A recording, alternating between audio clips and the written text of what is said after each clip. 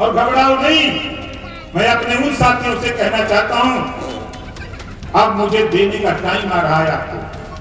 थोड़ी सी और ताकत लगाओ, कल पूर्वांचल राज्य अलग करा के तेरी सरकार बना के मुझे देने जा रहा हूं। अंदर मैं क्या कर रहा हूं वो आपको पता लगेगा काम पर। हम आपको शासन देखना चाहते हैं।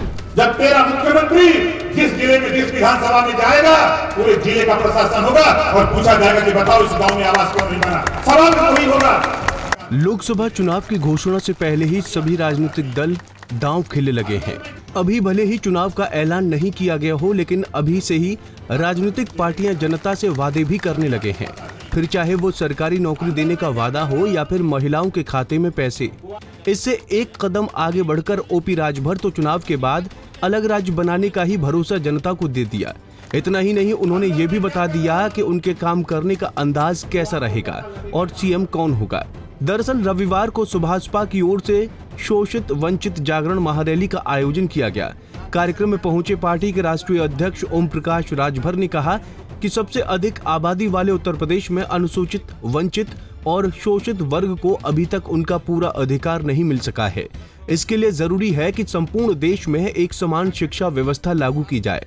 अमीर और गरीब की शिक्षा अब एक समान होगी, तभी हक और अधिकार की लड़ाई भी अपने मंजिल तक पहुंचेगी। ये सब बोलते बोलते ओपी राजभर एक कदम आगे बढ़ गए। उन्होंने यहाँ तक कह दिया कि मैंने प्रधानमंत्री और गृह मंत्री के सामने वंचित समाज के हक की बात की है। लोकसभा चुनाव के बाद पूर्वांचल राज्य का गठन किया जाएगा। उसके बाद आप सबका अपना मुख्यमंत्री होगा और आपकी सरकार बनेगी। वहीं उन्होंने कहा कि ये हमारे काम करने का तरीका थोड़ा अलग होगा, क्योंकि आप अब थोड़ा सा और साथ दीजिए। और घबराओ नहीं। मैं अपने उन साथियों से कहना चाहता हूं, अब मुझे देने का टाइम आ रहा है आपको।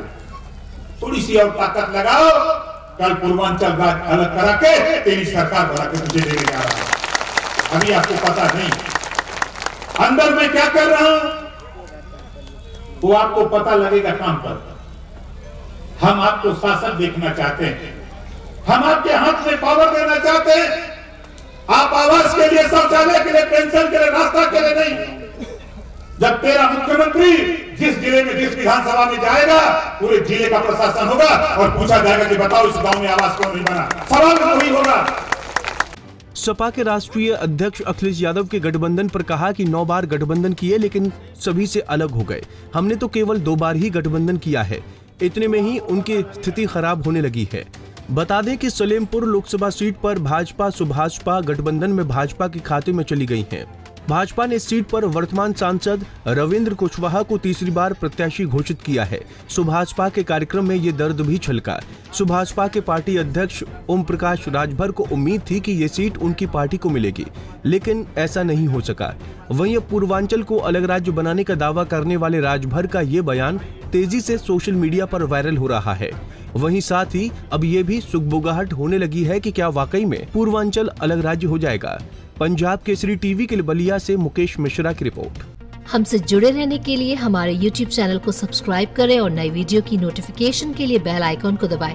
अगर आप ये वीडियो Facebook पर देख रहे हैं तो लाइक जरूर करें और ज्यादा से ज्यादा शेयर करें। धन्यवाद।